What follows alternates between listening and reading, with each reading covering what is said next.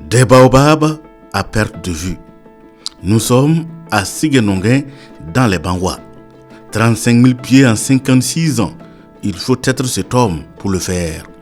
Elhadji Salifou Ouedraogo, puisque c'est de lui qu'il s'agit, investit les terres bois depuis 1968, année à laquelle il décide d'être utile pour la communauté et pour la nature en se lançant dans la plantation de baobabs. Pourtant, le natif de Titao, en plus de rêver d'être un cheikh, a dans le viseur d'exploiter un verger de manguiers.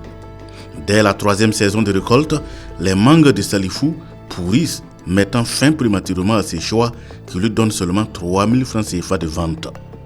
Le natif de Titao change de fusil d'épaule et décide de se lancer dans la plantation de baobabs. Après un essai de 3 plantes pour la consommation familiale, il retourne sur ses terres à Titao à la recherche des graines de baobab pour en faire une pépinière. Et c'est parti pour une aventure réussie, sommes-nous tentés de le dire ainsi, au regard de la prouesse réalisée. Le baobab est un arbre aux vertus incommensurables, tant par ses vertus nutritionnelles, sanitaires et culturelles. Il est également au cœur de nombreux mythes et légendes.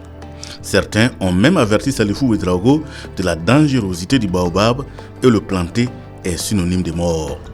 Ces préjugés n'ont entamé en rien la détermination du vieux Salifou qui aujourd'hui constitue un acteur clé dans la lutte contre l'avancée du désert au Burkina.